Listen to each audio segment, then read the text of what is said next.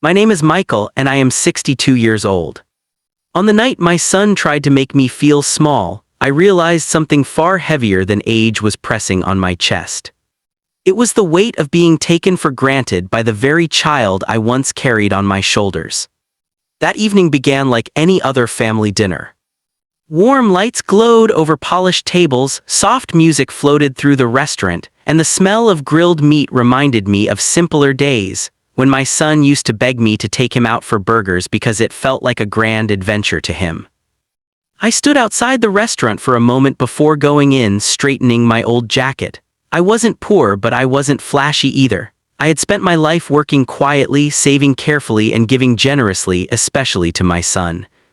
That night, I didn't know I was about to learn how invisible a father can become once his sacrifices fade into normal. The invitation. My son Daniel had called me earlier that week.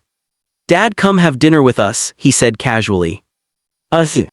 That word filled me with warmth. It meant he wanted me there not just as a father but as part of his life.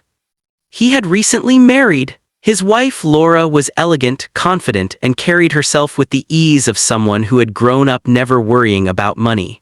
I had met her only a few times, and each time I felt like a guest in my own son's world.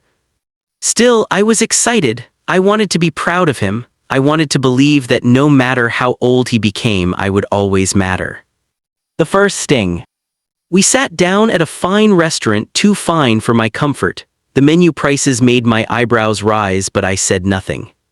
Daniel didn't even look at the menu long. He ordered expensive dishes with the ease of someone used to not paying the bill. Laura smiled politely at me.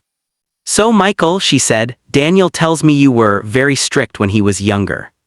Daniel laughed. "Strict? He was old-fashioned, always worried about money, always telling me to be humble. Look at us now." His tone wasn't cruel, but it carried something worse: dismissal. I smiled gently. "I just wanted you to have a stable life, son." Daniel rolled his eyes.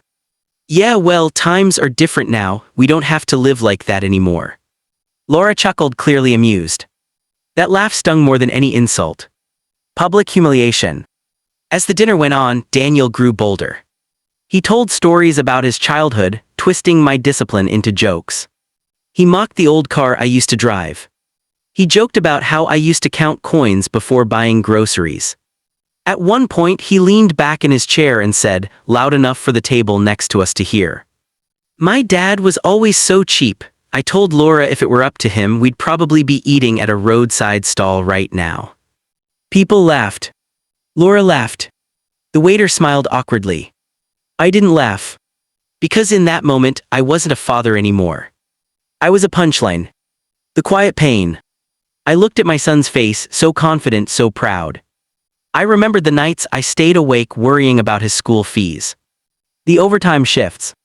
The shoes I didn't buy for myself so he could have new ones. None of that existed anymore in his memory. To him, I was just an old man with outdated values. I felt small. Not because of what he said, but because of how easily he said it. The check arrives. When the waiter placed the bill on the table, Daniel didn't even glance at it. He casually pushed it toward me. "Dad got it," he said with a smirk. "Old habits die hard, he likes paying for everything." Laura smiled, clearly assuming this was normal. That was the moment something inside me finally snapped. Not in anger, but in clarity. For years I had paid. Not just with money, but with dignity, patience, and silence. That night, I decided to stop paying with my self-respect. The decision. I gently slid the bill back toward Daniel. "I'm not paying for this dinner," I said calmly. The table went silent. Daniel stared at me. "What, Dad, don't make this awkward." I looked him in the eyes.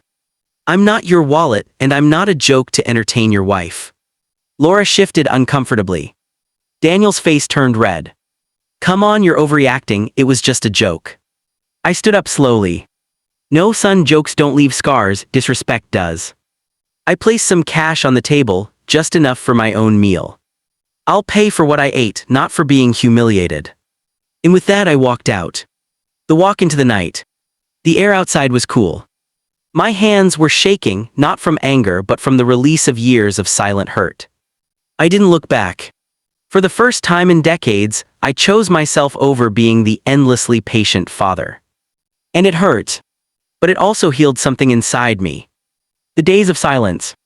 Daniel didn't call for days. Neither did I. I spent those days thinking about what it means to be a father when your children grow up and forget the ground you helped them stand on. I wondered if I had failed him by giving too much and asking for nothing in return. The call. A week later, my phone rang. It was Daniel. His voice was quieter this time. Dad, I'm sorry. He paused. I didn't realize how disrespectful I was. Laura pointed it out after you left. She said she would never let her father be treated that way. Tears welled in my eyes, not because of the apology, but because someone else had to teach my son how to respect me. I didn't raise you to be rich, I said softly. I raised you to be kind. There was silence on the line. I know, he whispered. I forgot. A new beginning. We met again, this time at a simple cafe. No expensive dishes. No jokes at my expense. Just a son who finally looked at his father as a human being, not a background character in his success story. Moral of the story. Never confuse your parents' sacrifices with weakness. And never mistake kindness for something that can be endlessly taken without gratitude. Respect is not owed because of money or status. It is owed because someone once gave you their entire life, quietly, without applause.